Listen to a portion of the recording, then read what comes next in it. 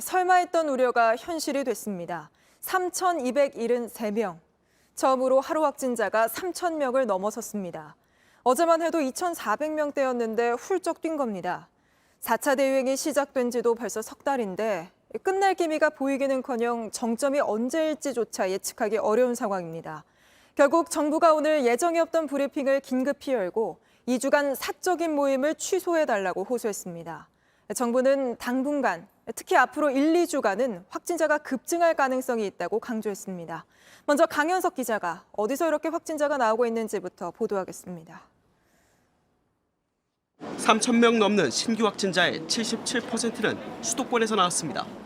서울 1,217명, 경기 1,094명 등 두 지역에서만 각각 1,000명 이상의 확진자가 나왔습니다. 주요 집단 감염 사례를 보면 서울 송파구 가락시장 관련 확진자가 66명 늘면서 누적 확진자가 600명을 넘었습니다. 특히 감염 경로를 알 수 없는 비율이 전국이 38% 정도인 반면 서울은 50%가 넘습니다. 비수도권에선 대구 외국인 주점 관련 확진자가 64명 늘면서 누적 인원이 141명이 됐습니다. 확진자가 대폭 늘어난 배경으로 추석 연휴 때 이동량 증가가 꼽혔습니다. 추석 연휴에 인구 이동량이 두드러지게 증가해서 지난 4차 유행 시작 시기 이전인 그 수준보다도 훨씬 증가한 양상을 보여주고 있는 상황입니다. 또 연휴 뒤 하루 20만 건 정도로 검사 건수가 크게 늘어난 것도 원인으로 지목됐습니다. 정부는 다만 지금 규모의 확진자가 계속 나오더라도 병상 대응이 당분간 가능하다고 설명했습니다. 하지만 다음 달 초 개천절과 한글날 연휴 때 이동량이 다시 늘어날 수 있어 최소 2주 동안 사적 모임을 취소해달라고 당부했습니다. JTBC 강혜석입니다. 걱정스러운 건 당분간 확진자가 더 많이 나올 거라는 거죠. 정부 역시 오늘이 최악이 아닐 거라고 밝혔습니다. 추석 연휴 닷새 동안 이뤄진 대이동의 영향이 아직 반영되지 않았기 때문인데요. 다음 거리두기 단계 역시 지금보다 내려가진 않을 것 같습니다. 계속해서 오늘 정부의 긴급 브리핑 내용 박상욱 기자가 전해드립니다. 3,000명대 신규 확진이 최악의 상황이 아니라는 게 방역 당국의 판단입니다.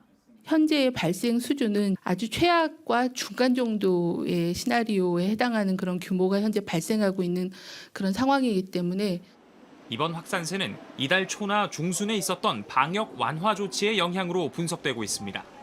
추석 연휴 때 대규모 인구 이동의 여파는 아직 반영되지 않았다는 겁니다. 지금의 확산세 같은 경우에는 추석 연휴에 직접적인 영향이 나타났다라고 보기에는 아직까지는 시간이 걸리고요. 확산세가 앞으로 더 커질 수도 있다는 얘기입니다. 이렇다 보니 수도권 4단계와 비수도권 3단계의 거리두기 재연장이 불가피하다는 관측이 나옵니다. 지금의 거리두기는 다음 달 3일 끝날 예정인데 정부는 이후 적용할 거리두기 조정안을 다음 주 발표할 예정입니다. 관건은 백신입니다. 돌파 감염 사례가 잇따라 나오지만 백신은 여전히 유효한 카드입니다.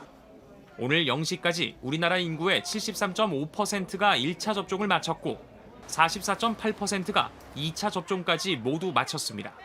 하지만 아직까지 한 번도 접종을 하지 않은 이들은 여전히 접종을 꺼리는 분위기입니다.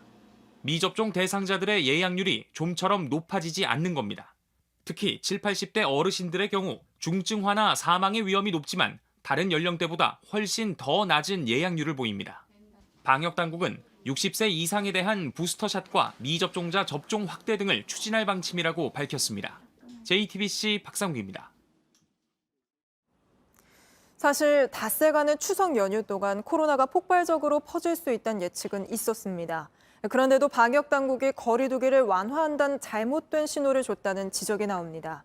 추석 연휴의 여파는 다음 주부터 본격 시작될 걸로 보이는데 저희 취재진이 살펴보니까 이동량이 10% 늘면 확진자도 8%나 증가하고 그 영향이 길게는 6주까지 이어진다는 연구 결과도 있습니다. 이 내용은 구혜진 기자입니다. 이동량이 증가세를 보이기 시작했던 9월 초, 방역당국은 엉뚱한 전망을 내놨습니다. 이달 확진자 수가 최대 2,300명으로 정점을 찍은 뒤 감소세로 돌아서 4차 대유행이 끝날 것으로 내다본 겁니다. 그러면서 거리두기를 완화한다는 신호를 줬습니다. 추석 연휴 기간 모임 인원을 백신 접종 완료자를 포함해 8명으로 늘렸습니다. 또 지난 명절에 비하면 고향 방문을 강하게 만류하지도 않았습니다. 결과적으로 추석 연휴 기간에 3,200만 명이 이동했고 2차 유행이 일단락됐던 지난해 추석보다도 이동량이 5.1% 늘었습니다. 추석 이동량 증가에 따른 여파는 이제 시작이라는 분석이 나옵니다. 지난달 말 발표된 연구는 이동량 증가가 코로나 확산에 장기간 영향을 준다고 경고합니다. 다국적 연구진이 남미 314개 도시의 이동량과 확진자 수의 상관관계를 분석한 결과 이동량이 10% 증가하면 그 다음 주에 확진자 수가 8.48% 늘어나는 효과가 있었습니다. 이동량 증가의 영향은 최장 6주까지 이어졌습니다. 이 연구 결과는 전염력이 강한 알파와 델타 변이가 출현하기 전인 지난해 3월부터 8월까지를 대상으로 한 겁니다. 강한 델타 변이의 전파력을 감안하면 확진자 수 증가 규모는 더 커질 수 있다는 우려가 나옵니다. JTBC 구혜진입니다.